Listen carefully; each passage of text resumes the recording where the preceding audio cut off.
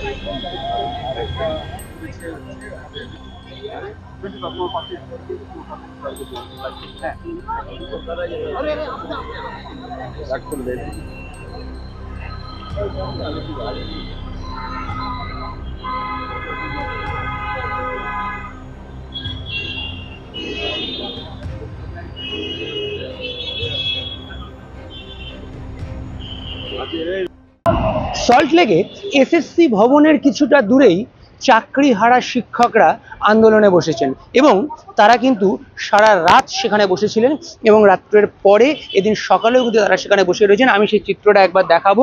এখানে কিন্তু যারা আন্দোলনরত শিক্ষক, যারা চাকরি হারিয়েছেন, সেই চাকরিহারা শিক্ষকরা কিন্তু এখানে বসে রয়েছেন।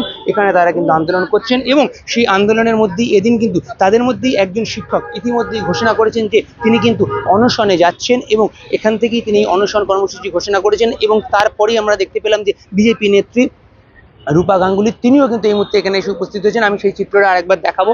তিনি কিন্তু এখানে যে শিক্ষকরা আন্দোলনরত রয়েছেন তাদের সঙ্গে কথা বলেছেন। তাদের সঙ্গে কথা বলার পরে তাদের কি বক্তব্য বা তাদের কি দাবি সেগুলো তিনি সেখানে শুনেছেন। শোনার পর এখানে যারা আন্দোলনরত শিক্ষক রয়েছেন তাদেরকে তিনি তার মতামত ব্যক্ত করেছেন। সংবাদ মাধ্যমের সঙ্গে তিনি কথা বলেছেন। আমি এখানে যারা আন্দোলনরত চিকিৎসারা রয়েছেন তাদের সঙ্গে একবার কথা বলবো।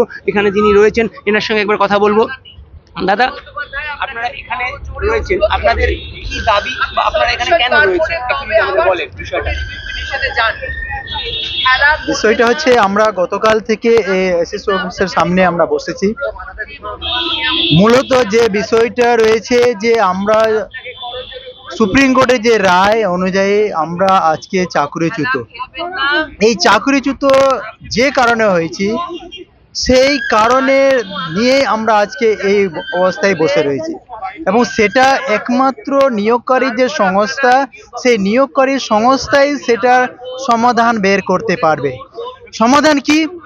সমাধানটা হচ্ছে এই যে এসএসসির চেয়ারম্যানের কাছে বা এই সংস্থার কাছে যে মিরর ইমেজটা আছে, সেই মিরর ইমেজটা জনসমক্ষে এবং ওয়েবসাইটে প্রকাশ করতে হবে। জনসমক্ষে বলতে যেরকম রেজাল্ট পাবলিকেশন হয় ঠিক সেরকমই কোনো পেপারে পাবলিশ করে দাও যে এই লিস্ট যোগ্য, এই লিস্ট অযোগ্য, এবং সেটা অথেন্টিকভাবে যদি সুপ্রিম কোর্টের কাছে রিভিউ পিটিশনে যায় তাহলেই আমরা কিন্তু বাঁচতে পারি। এছাড়া অন্য কোনো পথ নেই।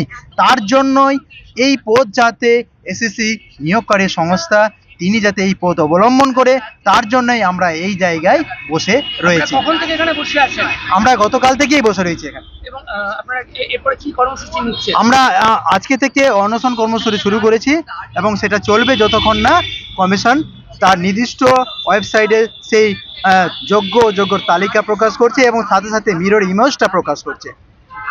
একদমই শিক্ষকরা যেটা জানাচ্ছেন যে তারা কিন্তু এখানে অনশন কর্মসূচিতে বসে রয়েছেন এবং অনশন কর্মসূচি তারা চালিয়ে যাবেন যতক্ষণ না তাদের দাবি মানা হচ্ছে। আমি আরেকবার এই চিত্রটা এখানে দেখাতে বলবো।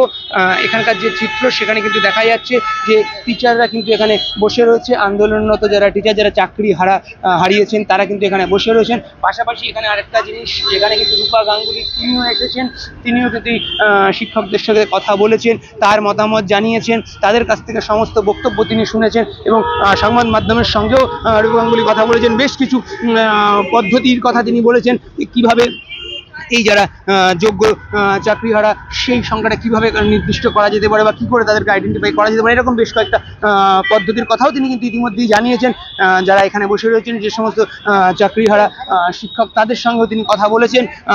এসএসসি ভবনের কিছুটা দূরেই এই শিক্ষকরা কিন্তু বসে রয়েছেন। সব মিলিয়ে যে পরিস্থিতি তাতে কিন্তু বেশ উত্তেজিত হয়ে উঠছে এবং এই শিক্ষকরা কিন্তু জানাচ্ছেন যে তারা এই যে আন্দোলন করছেন পাশাপাশি তারা কিন্তু অনশন কর্মসূচিতেও যোগ দিয়েছেন এবং তারা এই অনশন কর্মসূচি অনির্দিষ্টকালের জন্যই